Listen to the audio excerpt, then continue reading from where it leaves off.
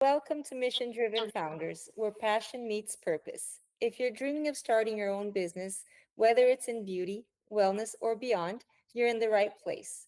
We are going behind the scenes with inspiring entrepreneurs who are not just building brands, but driving real change. Subscribe, follow us for updates, and stick around. This conversation could be the spark that ignites your journey. Today, we're excited to introduce Emily Kicklighter, founder of the Whole Elephant Coaching. Emily is a passionate coach, a writer, and health educator who began her journey as a yoga instructor in Brooklyn in 2010.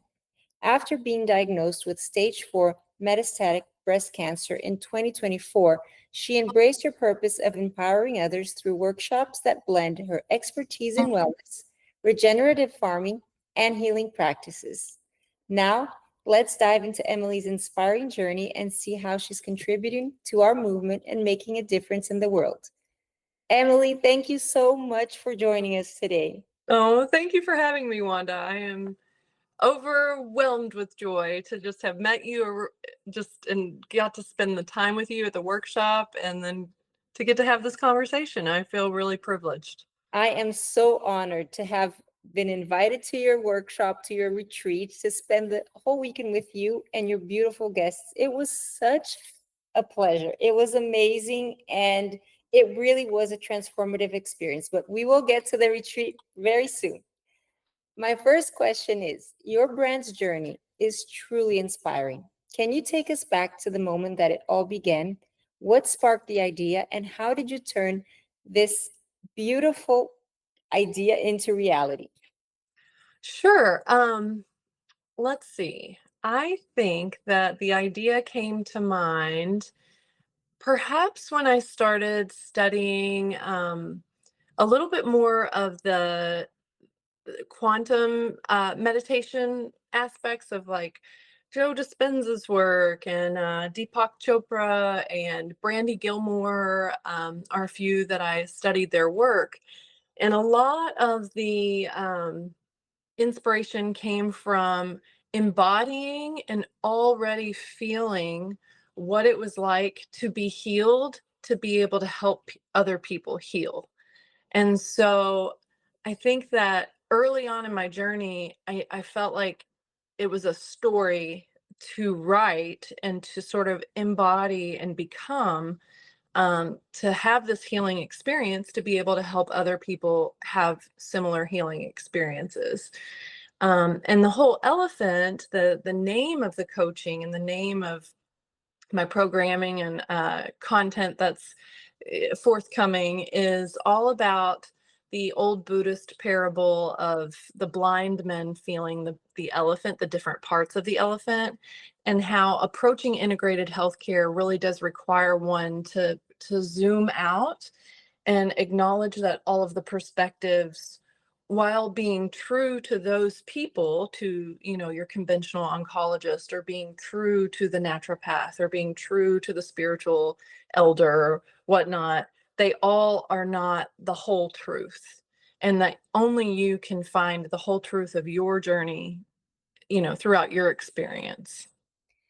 That is so meaningful and so true about the whole elephant. I mean, we can't go by one doctor, one belief. We have to look at our bodies, ourselves as a whole, and not just the body, the flesh, right? It's Yeah, everything. a So, mind body spirit system. Yeah. yes, I love this. I love your mission driven business because it's so passionate and it's so meaningful. It's your story that you're spreading to the world. There's just nothing more beautiful than that. Yeah, I love thank you. And having participated in the Radical Remission Retreat at Valaterra, I saw firsthand how powerful your work is. How do retreats like this one fit into your broader mission of building sustainable, healthy habits and empowering people in their wellness journeys? Can you share an example of a particularly meaningful connection or breakthrough that you've witnessed with one of your guests or clients in coaching? Sure. Yeah, that's hard to choose actually, because I feel like, oh, there's so many.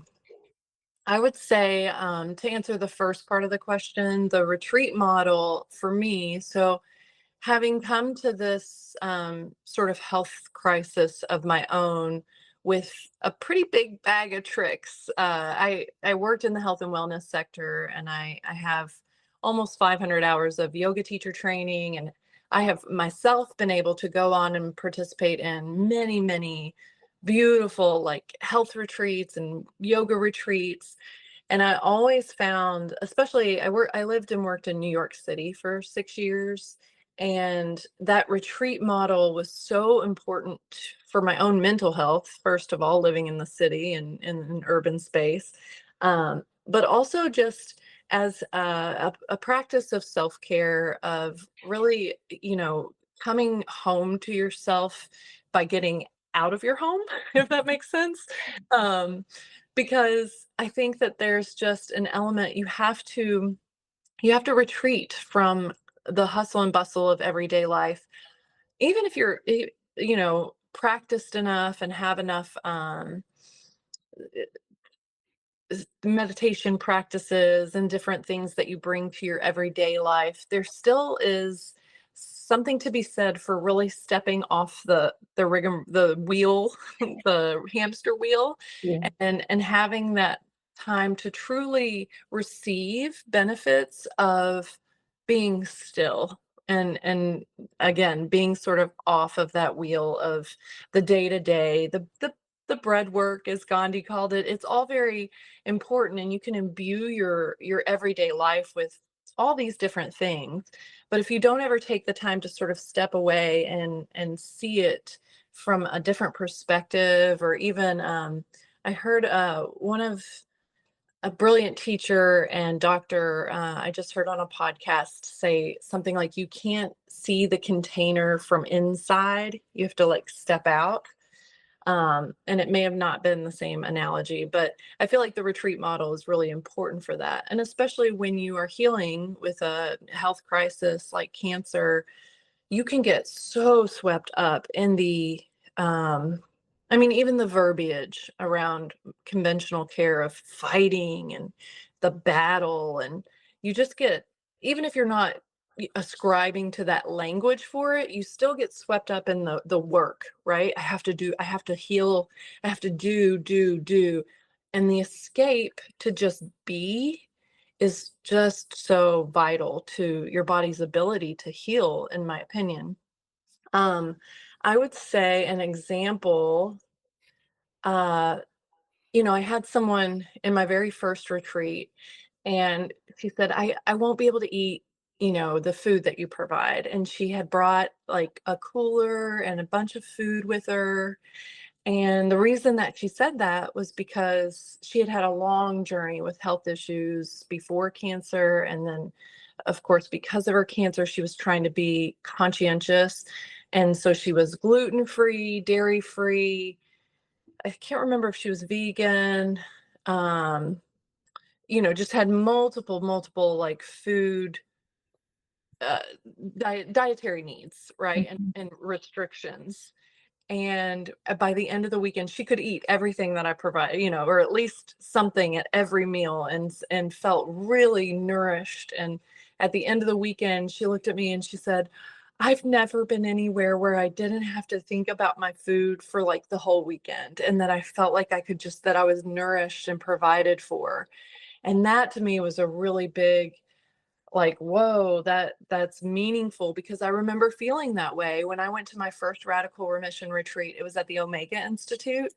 And I don't know if you've been to a retreat there yet, but it is incredible. And they have a huge like cafeteria with a lot of food choices, and all healthy and sourced well, and diet, all the dietary needs that you can imagine could be met. I have And to go now. I know you love the food, but it was also incredible for me that weekend, and I remember that being a big part of the healing and the time I spent at the Healing Oasis. They have a private chef and cooking, like amazing food for you. So I know that aspect is often overwhelming for people. So for me to incorporate it and weave it into the work of radical remission, it feels like such a gift that is for both parties. And, I think we laughed over the weekend because I always say the healing is mutual, because it's also like every time somebody experiences something or has this great moment that they feel like something in the workshop touched them or helped them heal or set them on a healing path, it's like I feel it just as much in return. So it's this really beautiful gift that keeps on giving to be able to host them. And that is so true about the gift that keeps on giving, because I feel this way after I returned. I still remember all our workshops, and I am putting in practice everything that I learned from you, and even the diet. Like, as soon as I got back after driving 4 hours and a half, I went straight to the supermarket and I'm buying all these ingredients that you were using, and the flax oil. And I'm also a health coach, but I learned so much from you, because we learn every single day. We're learning something new. And your experience is different than my experience. And what you said is so true. You have to get out of your environment. And sometimes, with meditation and with, like nature and nature meditation, we call it, it's how you get out of that autopilot that we are all in, and we can't really see what's going on. And it's not about fighting our body, it's about nourishing, loving our body, right? Our mind, So our soul, much. our environment, our community. And I think that the fight is it's a mode that we are put on. I don't know if this is instigated in childhood or the environment, that just the culture we live in, but it's not a fight, right? It's not a fight, it's our body. It is. It's like a dance. I always think of it like a dance, There's this like balancing, there's movement, it's dynamic, it's shifting, changing, it's slow, it's fast. It feels like a dance to me more than a fight for sure. Exactly. So holistic wellness is central to your mission. We know that. How do these values shape your coaching philosophy and personal approach to health and healing? What unique challenges have you faced in promoting them, and how do your retreats and coaching techniques bring these principles to life? Well, I think that really at the heart of what I do is sort of that foundational um, experience that I have of being immersed in yoga communities and having yoga teacher training, because as we know, yoga is really truly just about the union, right, of your mind, your body, and your breath. And the root word for it being really all about drawing those different systems or different elements into the same space, to enable you to be still, and in that stillness being the place where your body is able to intrinsically heal from things. Um, so I think that's how the holistic aspect sort of seeps through and into my work. I also think, I had a lot of different experiences with my own body, obviously, having even prior to my I had a de novo stage 4 cancer diagnosis, but prior to that, I did have preeclampsia during one of my pregnancies. Prior to that, I had a traumatic brain injury, closed head injury from being hit by a car on my bicycle. Prior to that, I actually had chronic pain that I was able to heal from before the car accident, thankfully, and it did not did not happen after the car. So I've had this like sort of very diverse background of healing already in my body from all of these traumas and mind body issues and things that were happening. And I think it's really hard I think what I keep coming up against is the materialist sort of paradigm, and um this sort of belief that because conventional or allopathic care is based on data, that it is somehow the best. But I think what's missing a lot is there are margins where that the data is actually not accounting for.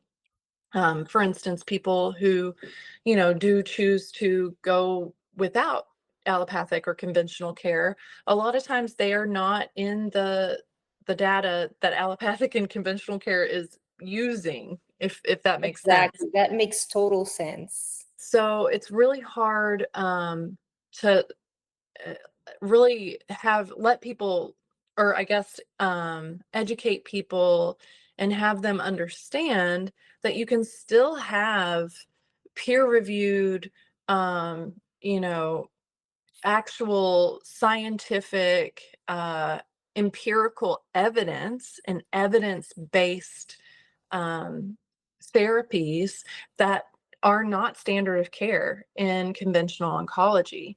And I think people have this sort of understanding or belief that maybe, if you either do one or the other. And of course, obviously, I think the best path forward for the majority of folks is going to be to integrate and to have both sides. But it's really hard to find a conventional oncologist who will be open to that, because they really don't have the tools or the data to help you in that arena. So they tend to be a little bit, um, I don't know, they can be a little bit like A little skeptical about the other skeptical. treatment. Yeah. Yes. Yeah. And even just like discouraging, Yes. really, unfortunately. Yeah, I had to interview a few oncologists before I found one who was open to me even taking these different approaches. And I say open to, who was supportive, because the first two, they were like, yeah, you can do it, but it won't make any difference. And I'm like, well, I don't want to be working with someone if they think everything I'm doing is futile. I want to be working with someone who appreciates my perspective and my empowering, or my attempts at empowering myself, and wants to support me on that journey. So it took a little while to find the right oncologist to do that, but um, It's very interesting that you say that because when I was in Brazil, my doctors, they were older, they were old school, right? mhm. And they didn't have like they wouldn't even work with insurance companies because they knew like if they were in a system, they would have to follow certain rules like, you have to have 20 minutes with the patient and that's it. But when I went to both of them, because with my kids, I was like, can you look into, this kind of wholesome diet? And can you look at these herbs? And can you look at this for my son had asthma. So he would go and do this extensive research on whatever I would bring to him. And we would discuss on the next consult. And I was like, we would spend sometimes 2 hours talking about what he found, what we can do, how we can mix that with the conventional medicine. So it was amazing. And my older doctor, he was he was in his 90s and he would talk to me for at least an hour every year when I went for my checkup. And he would ask me questions that you would think, what does this have to do with gynecology? Nothing, right? But Yeah. he would say this has everything to do because you need to know the cause, before you start treating whatever you have. And nowadays is let me look at your labs. This is the medication.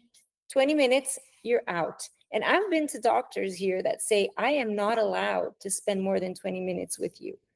And I'm thinking, if something's wrong with me and we need to talk about it, why are we on a meter, Yeah. right? Yeah. So Yeah. we are a whole person. The doctor is a person too. They're not a robot. So sometimes I feel like they're also suffering with the system they're in, right? Oh, yeah. I mean, that's another discussion, but Yeah. it's Yeah. something that I feel that, we need to treat ourselves as a whole elephant, Mhm. right, Emily? Yeah. And understand that we're human beings and that we're also energy and that we're also spirit. We're not just a body. Yeah. So I love your work because of that. And that's why I admire you so much. And it's such an honor to have you on the podcast because you bring so much value to our listeners, to our viewers on YouTube. Oh my gosh, thank you so much. Oh, you're welcome. Thank you. I love everything that you bring to the table, the platform, the train, all the things that Thank you, you Emily. provide to the community. It's really invaluable. Oh, so building a brand while navigating personal challenges like your diagnosis must have been an extraordinary journey. Can you share a particularly tough moment, how you found the strength to move forward, and the key lesson it taught you, as both a coach and a founder? I often talk about this moment because for me it really embodies uh there in the eight limbs of Ashtanga yoga. There are two the that are ethical codes that we strive to live by to sort of have a more peaceful mind or still mind, and they're called the yamas and the niyamas. And one is called Isvara Pranidhani, and it means laying it down at the foot of the Lord, or really finding that sweet spot of surrender. And I had someone recently in a Facebook group I'm on who was lamenting how they were feeling with a stage 4 cancer diagnosis that wasn't going well, and they weren't getting good results. And even though they were doing the metabolic approach and they were doing everything that they could, and they were measuring all their food and they were being very particular and precise. And I had this moment when I arrived at the Healing Oasis in Canada last year. We went in September, and it was a very, it's for what it is an incredible value, but it is a large investment. And my family had come together and like done a GoFundMe, and we had all this. We had invested this money in this trip, and we had gone clear across the continent. We're up in British Columbia from Kentucky, and I felt like the weight of the world on my shoulders because I was like, again, sort of stuck in that doing, that I was on this mission that I had to heal because this was on everybody else's dime. I am going on this extravagant sort of alternative healing, or alternative therapy clinic situation that, you know, has evidence-based practices, but also is considered complementary alternative medicine. And and that first day, I just felt this like incredible pressure, like, okay, I'm here, I'm getting the therapies, it's time for my body to heal. And the owner and his wife are beautiful humans. And she said, "Can I pray with you?" And I said, "Yeah." And I grew up Catholic, so like prayer for me in my spiritual life is very quiet. And I think that's why from Catholicism I was drawn to the Eastern philosophies and meditation, because I do feel close to spirit when I am quiet and when I get quiet. And so sometimes when people have like verbose or like talking prayers, it can make me feel a little bit like uncomfortable, or like, or just not uncomfortable as much as, oh, this is their thing, right? This isn't for me, or it doesn't feel like my. Doesn't feel natural to you, like familiar, right? Yeah, yeah. And like I never, one of my favorite yoga sutra is the 33rd Yoga Sutra, which is like about finding delight in the virtuous. So if it's their truth, I always try to feel like delight for people who that speaks to, or that's their way of praying, or that's their religious belief. Like I always try to honor that and really find delight in the virtuous. But this time it was much deeper and very different. When she prayed with me, I felt like a very true grace sort of over my body and my spirit. And I was able to, you know, the "I'm gonna lay down my sword and shield." Like I was just like, okay, I don't have to do anything. Like there was this really clear moment from the beginning of the prayer to the end of the prayer where I was like, I feel like I can finally let go of this control. Like I was trying to control the healing. And sometimes I think it takes that sort of grace to fall into a space where you are able to get to the point where your body can heal. That is such a deep message, especially I think for sometimes when we want to control or we feel like the healing or something that has to happen because we invested money or we invested time or we involved other people and we put so much pressure and we put this timing. It needs to happen in this certain time Yeah. and don't allow the process to just happen, Yeah. and it's so much stress that it's something that we don't need when we're in a healing journey. We don't need to put pressure or stress. And I know exactly how you feel. I felt the same way so many times. And we just can't put sometimes a number, a time, you Right. know, for a result to happen. And we have to have our faith, whatever it is, and pray however it's comfortable. I was raised Catholic too, so when you tell me that you have to be, I have to have my quiet moments too. Yeah. But I also, when I went to India, when we were at the ashram and we were having all these ceremonies, I was like, oh my gosh. And my father's from India, so I know a little bit about the Hinduism, but I when I was there, it was very different for me also, and I had to adapt to a situation. But it's so beautiful what you said, like you honor the other ways that people pray and their beliefs and their religion and their culture, and the world would be so much more peaceful and beautiful if everybody did that, right? With other religions and cultures. Oh my goodness. Oh, yeah. What the world needs now, right? Exactly. Oh my goodness. We can talk for 5 days here. Yeah, yeah, for sure. Let's talk about the giving back chain, where brands and clients unite to support the planet and community. At the retreat, I noticed a strong focus on connection and giving back. How do you incorporate this ethos into the the whole elephant coaching? Are these specific causes or initiatives like regenerative farming or community healing that resonate most deeply with you? Which one of these or both? Yeah, I think both is really important. Oh, let's see. Yeah, I think that the regenerative farming thing has always been a passion of mine, just food literacy in general, and ecology and sustainability. I have a very um, educated and brilliant younger sister who that has been her, focus of study for most of her adult life, and she's always taught me, and I've always felt like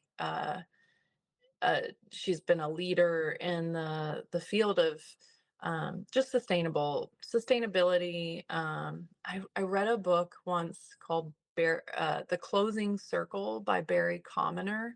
Very old book. I just happened upon at a library, on one of the bookshelves that was like free books, and it changed my life. It was a really beautiful philosophical book about, how community and sustainable agriculture are one and the same, and how the sort of paradigm we've been sort of stuck in, or this dis-ease of our culture, is sort of really around the lack of community, and then how that is fed by or influenced by our food systems.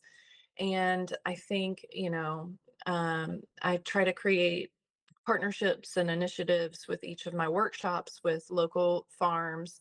And I had some beautiful offerings from a local farm called Root Bound Farm here in Louisville. They made a huge donation, or they're outside Louisville, but they're in, uh, I forget what, not, I'm like Crestwood, that's where they are, Kentucky. Um, but they made a huge donation of produce, of everything to provide a lot of the food. Then Locals, which is one of our restaurant restaurateurs in town who uses all local farms and regenerative farm, and he does both conventional and regenerative. He's really, the purpose of Locals as a restaurant is really to keep the money in our state and keep it local and keep it fresh. He does, however, work with both conventional and regenerative farms. But I think regenerative agriculture is really going to be so closely tied to all of our health systems of the future. That's what I believe, the Metabolic Institute with Dr. Nasha Winters. I'm training now to be a terrain advocate. And so much of the terrain of our bodies can be reflected in that of our soils. And it really does start there. I mean, when we talk about metabolism, all that really is our body's attempt to make manifest the energy from the sun that's coming through our food. And if our soils are depleted and the microdiversity of our food systems is lacking, then that's going to reflect in our bodies. And I think ultimately the more science that's being studied sort of as interdisciplinary sciences and looking at the cancer space, it's starting to reveal that actually this microbiome thing is a huge player in the whole world of cancer. And so, we can talk about our microbiome, and then there's the biome, or the actual environment that we're getting the food from, and how that's we are part of it, and it's so important to start there. So, It's so important. It's mhm. so important. People don't understand that the quality of the soil, what you put in the soil, comes to our body in form of food, in form of the products we use, the skin care. Our largest organ, the skin, is absorbing all all this toxin that is in the soil. So that awareness, that's something that has to happen sooner or later. I agree with you. And I mean, I love biodynamic farming and regenerative farming and soil and composting, and just everything is so interconnected. And the more we learn about it, the healthier we get, right? It's like it's all about getting healthier here, and our bodies and energy, everything. Anyway, that was amazing. Thank you. There's more. There's one more question. Okay. Last one. As someone whose work aligns beautifully with the CMB certification criteria, transparency, education, sustainability, and social impact, how do you see these values empowering people to make informed choices about their health and their wellness? I think all of the tenets of what the CMB certification upholds, I think they are of the utmost. I mean, they're pretty much, you can correlate them all with different aspects of the 10 healing factors of radical remission, but namely the first one that comes to mind is empowerment.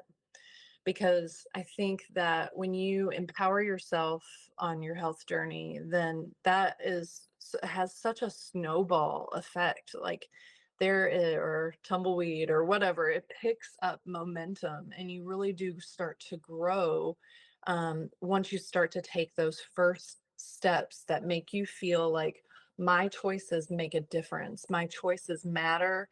This is not, something that can't be helped. And I cringe a little bit at the conventional standard of care model, where I've had, even my oncologist, who I think is one of the best, there are certain things that they just flat out say, no, it doesn't make a difference.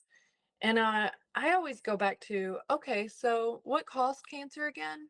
And they say, we don't know. And I say, well, then how do you know that this doesn't make a difference? If you are so like dead set that these different elements are not going to be efficacious to help you heal, or these things don't matter, these choices aren't, worth your time. I don't understand how you can say that with any amount of certainty, with the standard of care being very transparent about the fact that they don't know a lot about cancer, including what causes it, right? Yeah. So I find it really hard when they get very dogmatic and like, because the data says, and I'm like, well, the data is looking at it from one angle, but it doesn't take into account all of these other things. And that is one thing that, the transparency is so important to me. And that's, with my coaching, I like to, always tell people up front that I don't believe there will ever be a cure for cancer, because cure is singular. And cancer is so multifaceted, and every single person is so bio individual. There is no other Wanda, and there is no other Emily, and there are so many different types of cancer. So I don't at all claim that I can help somebody or give somebody some kind of protocol that's going to heal their cancer. That is never my intention. That is never what I want people to believe.